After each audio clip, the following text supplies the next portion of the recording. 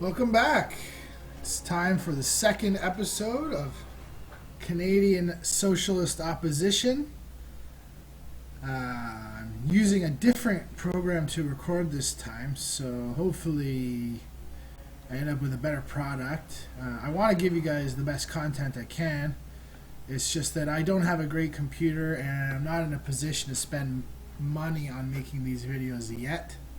Maybe I will be if the channel takes off. Anyways, when we last left off, we had some news from the Prime Minister, and let's check it out. He's proposing a change to the wine tax. This is a welcome source of income for the state and a means of fighting excessive alcohol consumption. However, it can damage a sector that often represents a large part of a country's agricultural activity. So the current value is $0.053 per liter, I guess. And he's proposing to raise that a little bit.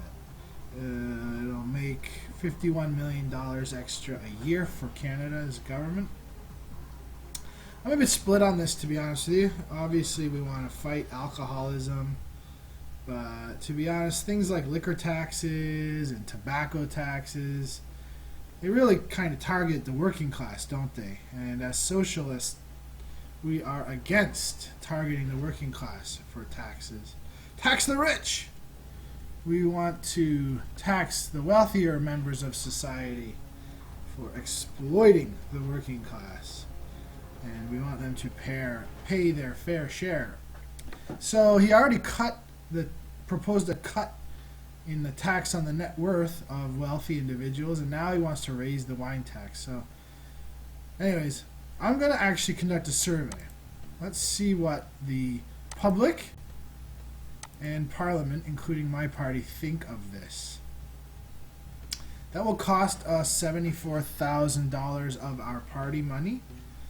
But I won't use this very often. I think it's worth it when you really are quite unclear which way you should vote. Let's check it out. Survey says the people dislike it quite strongly. The public. Parliament is quite split. And my own party is also quite split. 58% of my party are in favor of raising the wine tax. 42% are against. I'm fairly neutral. I probably lean a little bit against. And since my party is so evenly split and the public's against it, what I'm going to do, I'm just going to leave no voting recommendation. So my MPs can vote however they want. I'm not going to encourage them to vote for or against. You can do that. And I think that's what we should do in this case. Okay. Let's keep going. What's next? This new program I'm using to record seems to make the game process a little bit more smoothly. I don't have a great computer, so it's not going to be world class anyways, but this recording software doesn't seem to slow it down very much at all. Alright. What does our party deputy secretary want? Finding funds. You should spend some time thinking about the party's financial resources so that we can better prepare for future electoral battles. It would be a wise and popular move to launch a fundraising campaign, for example. So if we go to our money tab, you can see that option. But this works a lot better when you do it during electoral periods, election campaign periods. And it also works better the more rarely you use it. So if you try to do this like once a month or something, it won't work well. It'll go down and down and down. The more rarely you use it, the better results. You have to spend money to use it. You have to spend, in my case, 1.5 million Canadian dollars.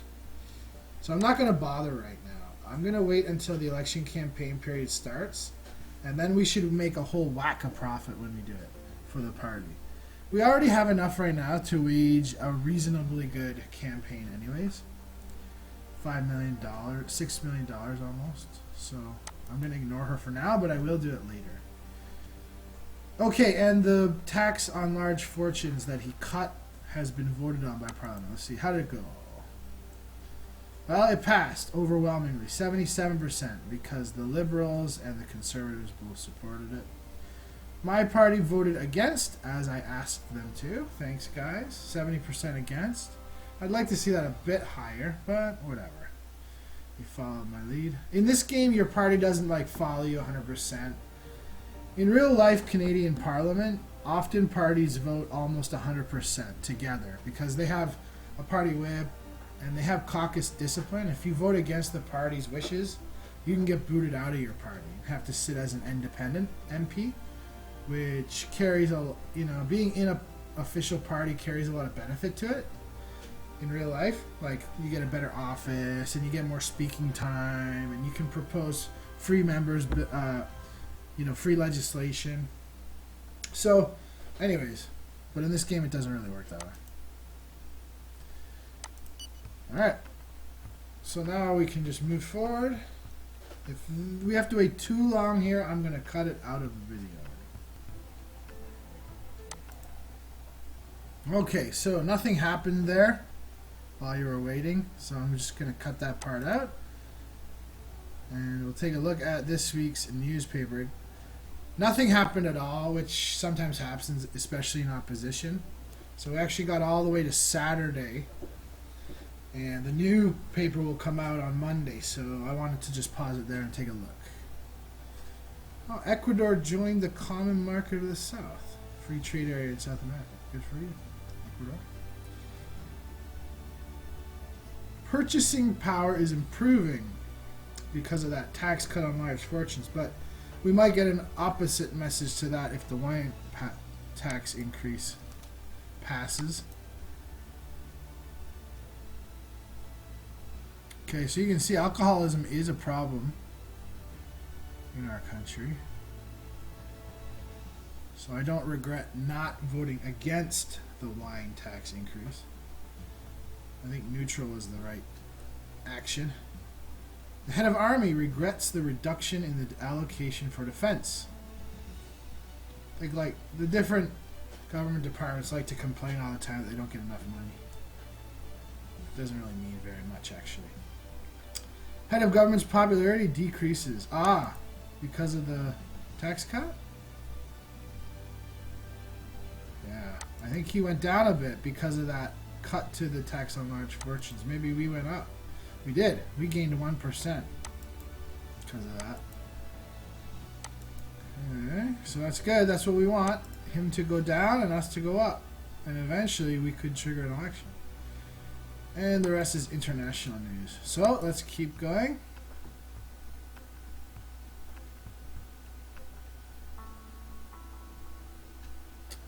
Okay. Water treatment. Environment. Water treatment. What has he done? He's cutting the water treatment. You're going to poison our water, you jerk face. My home province in Canada, Ontario, actually had a major water contamination crisis in a small town a long time ago now, 10 or 15 years, but it was exactly because the government cut the funding for water treatment and kind of privatized it a bit. Anyways, if he does much more against the environment, then we will complain about it. But for now, we'll just leave it. If you complain at every little action, the public and the journalists will just ignore you, and they'll say that your criticism is stupid. So we're not going to bother.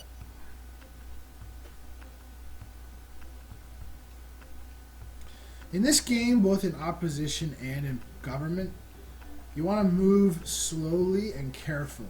If you go overboard, then it doesn't work out. When you're in power, you don't want to propose new laws like every day or every week. You gotta take it slow. And when you're in opposition, you can't go overboard and try to protest or complain to the media about every single little action the head of government takes. You gotta pick your battles. So I've done this scenario before, and usually because the Prime Minister is center-right, he will propose some pretty anti-democratic things. Probably even more so than the Liberals would in real life. So, we'll wait for that. And then we'll bring the government to its knees using protests and maybe an uprising. And of course, if we vote the way the people want, and if we protest in favor of things that people want, then our popularity will go up and his will go down. It already is slowly, but eventually we can take bigger chunks when he does something more unpopular.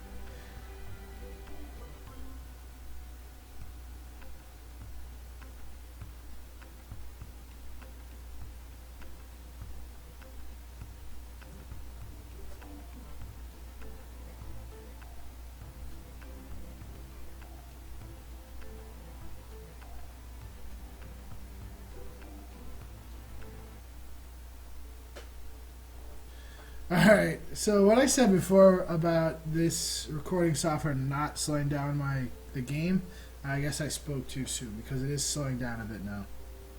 Alright, we got all the way through to Saturday again, so let's take a look at the newspaper before it's too late. There actually is a way to see old copies of the newspaper, but I like to keep on top of what's going on. I don't need to check it right on Monday necessarily, but I don't want to wait too long, so I like to pause by Saturday. Syria defeated Total Jihad, which is Al-Qaeda in this game. So Syria's fighting civil war against 3 different rebel armies.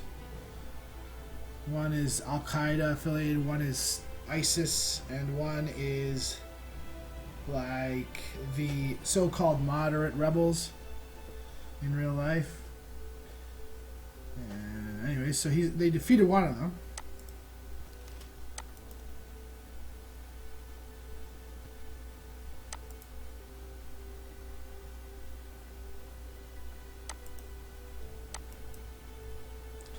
Okay, police stations will remain closed at weekends from now on, but precincts will ensure a watch officer is on duty in order to assist in the case of an emergency. Now, you see this message sometimes, and I was never sure if it means A, crime rate is quite low, or B, you don't have enough police officers, so they can't keep the police stations staffed over the weekend. Notice it will decrease in purchasing power. See? So now the wine tax increase is counteracting his cut to the large fortunes tax. Upper classes reassured by reduced wealth tax. Well, of course. But they are our enemies. The capitalist swine. We are the socialists. Okay, and that's the end. The rest is international. So how'd the wine tax go in Parliament? Just like it said, nothing changed. Everybody voted the way they originally intended. So 56.8 voted in favor. My party 58%. Fair enough.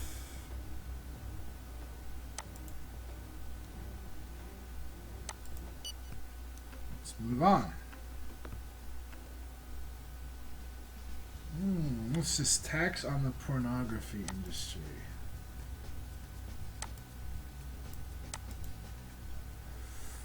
The tax unquestionably has a political dimension and waves several flags. Freedom of expression, moral freedom, child protection, respect for the individual. So current value, 34.38% of their, I don't know, the selling price. I don't know if that's a sales tax or a tax on their turnover or a tax on their profit. Anyways, his proposal is to raise it 37.82%, and that will earn Canada $5 million more per year. I'm going to vote in favor, so I'm actually with the government on this one. I'm not really like opposed to pornography. People should do whatever they want in their own homes, but it is an exploitative industry, and I don't mind taxing them. Yeah, they can pay tax. Because I think it's also quite a profitable industry.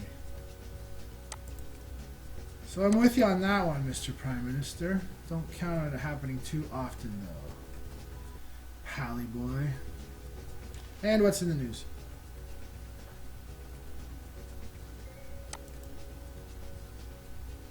A terrible car pileup near Calgary. Well, that's a shame.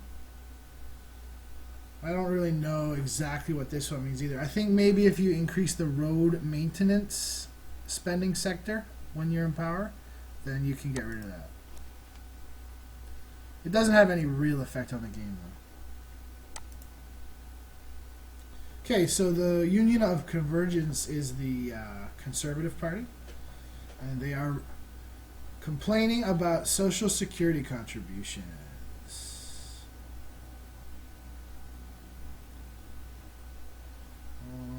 They're complaining that the workers are paying too much. Okay, well, I'm surprised by that.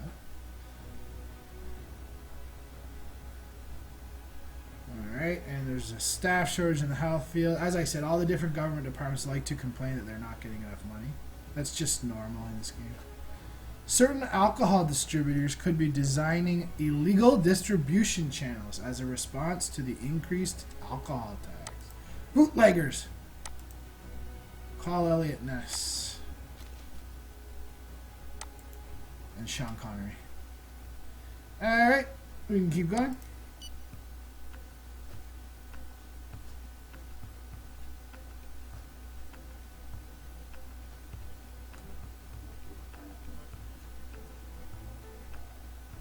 What was that? I guess that was one of the movies of about Al Capone, where I remember Sean Connery played like Elliot Ness's deputy. I don't know.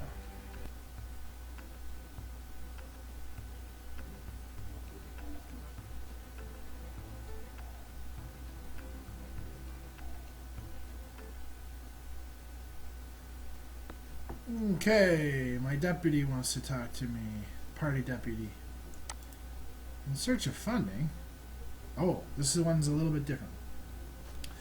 I thought she was going to come to me with same message as last time, but no. We have to keep things practical and not be too proud. A good idea would be to find a rich donor who can boost the party's bank account. These people are approachable. It's up to you. She is talking about these guys in the businessmen tab. There's one right-wing billionaire and one left-wing billionaire. And you can ask them for money, but I'm not going to do that. I'm going to run a very socialist style campaign like Bernie Sanders, who only allowed small individual donations. He didn't take any big donations from the wealthy. And that's what I'm going to do too, because I agree with that. I don't think politics should be paid for by the rich. I want to vastly decrease or even eliminate the power of lobbying. And that starts with us. We don't need your damn filthy lucre.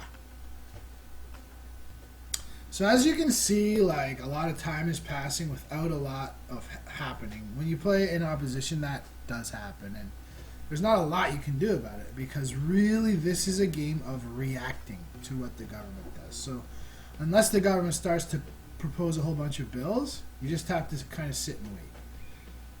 First, let's read the newspaper. When I'm in power, I like to take all my actions first and then read the newspaper. But in opposition, I think it's good to take your actions last. Read the newspaper first, get a sense of what's going on. There's no domestic news. That's how little is going on in Canada in this game right now. But he's going to do something today. Health and Social Security, modernization of medical equipment. What is he doing? He's cutting it by quite a bit. Jeez.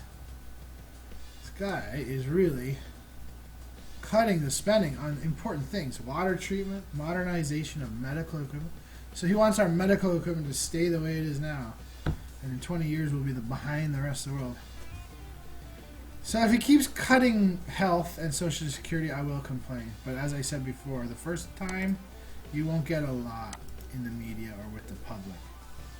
If they continually cut the same kind of sector, like health or environment, then you can complain and it'll get you some popularity and cost him popularity. But for now, we'll just keep going.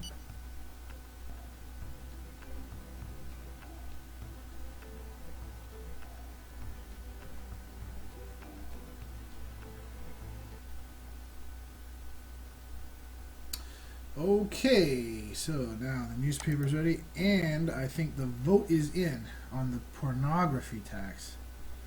Let's read the newspaper first. I do apologize that this episode has been a bit boring. When you're in opposition, that is one bad thing. You can't really control the pace. So, oh my goodness, my wife has a scandal. Cecile Junot, from the joint to the galleys. Some blunders are more unfortunate than others. Asking a policeman in civilian clothes for paper to roll a joint in front of the residence of a drug kingpin is the kind of blunder that leaves a stain, especially when one is called Cecile Junot. By the time wife became aware of the blunder, it was too late, and Junot had to spend the night with the dope squad. Even if suspicions of complicity with the drug dealer are cleared, Junot will nevertheless be charged with the use of narcotics. Oh dear. So, I'm going to have to meet with her again. It's only been like a month and a half since I met her. So, it's a bit of luck of the draw in this game. Sometimes your spouse is like very reasonable and loyal and useful, and then other times they're really goofy or disloyal and they cause problems for you. Anyways, I'm willing to forgive and forget, but if she keeps causing scandal after scandal, then we'll have to divorce her for our popularity's sake. Tax on the pornography industry has been voted on. It passed easily, 92% in favor. Conservatives and liberals, of course, voted in favor. My party only voted 61% in favor. Without my recommendation, I wonder if they would have voted against. I don't like to waste my money when I know if I'm in favor or against something. But maybe they would have been originally against it if I didn't tell them to vote for. Anyways, it helped us. We gained 2.6% popularity for it, and it didn't really affect the Prime Minister at all. He lost a little bit for one of his cuts before to water treatment or to modernization of medical equipment. I'm not sure which one. Okay, let's go. Meet the wife. Right. Alright. You're the most beautiful woman in the world, darling. Oh, that's very nice of you. Thanks. Offer to make love. Yeah, okay. Don't forget to turn off the mic. When you're in power, there's an option to ask her to be more discreet. So try to stay out of the news. But I guess when you're in opposition, it's not there. Now she really loves me, though. So hopefully that will help her behave better. What's he up to now? A tax on gambling, lottery, racing, and casinos. Any individual or company who exploits gaming for profit is subject to it. So he's creating this tax. That right now there was no tax, and he's proposing a 1% tax on gambling, lotteries. And that will make Canada $50 million a year in new revenue. And I'm in favor of this. It's similar to my attitude on pornography. Like, I think it shouldn't be outlawed or prohibited, but yeah, we should tax them. You know, casinos are just the exploiter of the working class, really, aren't they? Exploiting our weaknesses for their gain and making our lives worse. So I'll vote in favor. They get rich too, those casinos and gamblers, gambling companies, so they can pay tax. When you're playing the opposition, it can get a bit boring if the government is being very reasonable. So you need to wait until they do some dumb stuff. Or you could even have to wait until 2020 and fight, wait till the end of their term to fight the election. But I doubt it. We haven't even launched a single protest yet, which is a bit of a shame. Hopefully he introduces something soon that we can really oppose strongly. Thing is, if you try to be too strongly opposed to things that the public and the media don't really think is a big deal, then it will hurt you more than help you. And obviously we're not, this game is all about popularity ratings. That's a very important thing. So we want to only do things that will help us, our image, and hurt the Prime Minister's image and popularity.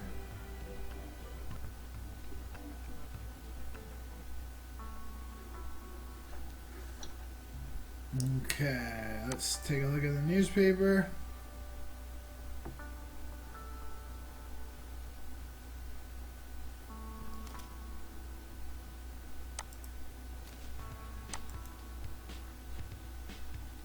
Okay, so she got a fine. And I got a popularity decrease. Or the head of government did? Oh. Nah.